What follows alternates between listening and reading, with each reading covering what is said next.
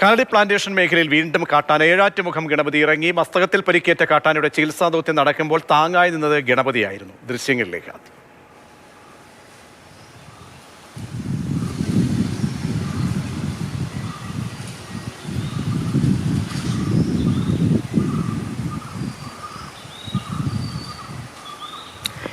രാഗിൻ ചേരുന്നുണ്ട്. രാഗിൻ, അങ്ങനെ ഏഴാറ്റുമുഖം വീണ്ടും ദൃശ്യത്തിലേക്ക് വരികയാണ്. ജനവാസ മേഖലയിലേക്കാണോ ഇറങ്ങുന്നത്?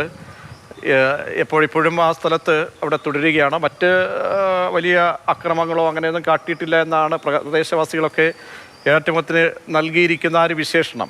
ഇപ്പോൾ എന്താണ് കാഴ്ചകൾ? പ്രജീഷ്, ഏഴാറ്റുമുഖം ഗണപതി അവിടെ എത്തുകയും ചക്കയിട്ട് കഴിക്കുന്നതുമായിട്ടുള്ള ദൃശ്യങ്ങളാണ് ഇപ്പോൾ പുറത്തേക്ക് വന്നിട്ടുള്ളത്. സ്ഥിരമായി കാട്ടാൻ അവിടെ ഇറങ്ങാറുണ്ട്.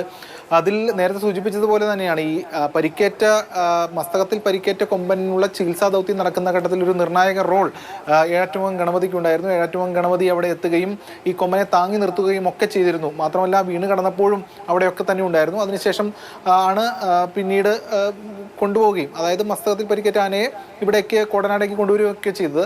ഈ ഏഴാറ്റുമുഖം ഗണപതി അവിടെ പല തരത്തിലുള്ള ആളായി അവിടെ നിൽക്കാറുണ്ട്. ഒന്ന് വില്ലൻ റോളിൻ്റെ ഒക്കെ രീതിയിൽ ഏഴാറ്റുമുഖം ഗണപതി അവിടെ വരാറുണ്ട്. കാരണം പല വാഹനങ്ങൾ തടയുകയും റോഡിന് കുറുകെ നിൽക്കുകയും ഒക്കെ ചെയ്തിട്ടുണ്ട്. പക്ഷേ അന്നത്തെ ദൗത്യം നടന്ന സമയത്ത് ഏഴാറ്റുമുഖം ഗണപതിയുടെ ആ ഒരു സ്നേഹവും കരുതലും അല്ലെങ്കിൽ അത്തരത്തിലുള്ള ഒരു പെരുമാറ്റം ഏറെ ചർച്ച ചെയ്യപ്പെടുകയും ഒക്കെ ചെയ്തിരുന്നു. എന്തായാലും ഇപ്പോൾ വീണ്ടും കാലടി പ്ലാന്റേഷൻ മേഖലയിൽ 1-ാം ബ്ലോക്കിലാണ് ഏഴാറ്റുമുഖം ഗണപതി വന്നത്. അവിടെ എത്തി കാട്ടാന അതിലൂടെയൊക്കെ നടന്ന് അതിനുശേഷം അവിടെയുള്ള ആ ബസ് സ്റ്റോപ്പിൽ തന്നെയുള്ള ഒരു ഇതുണ്ട്. ആ പ്ലാവിൽ നിന്ന് ചക്ക ഇട്ട് കഴിക്കുന്ന ദൃശ്യങ്ങളാണ് ഇപ്പോൾ പുറത്തേക്ക് വന്നിട്ടുള്ളത്. അവിടെയുള്ള തൊഴിലാളികൾ ഉൾപ്പെടെയുള്ളവർ ശേഖരിച്ച ദൃശ്യങ്ങളാണിത്.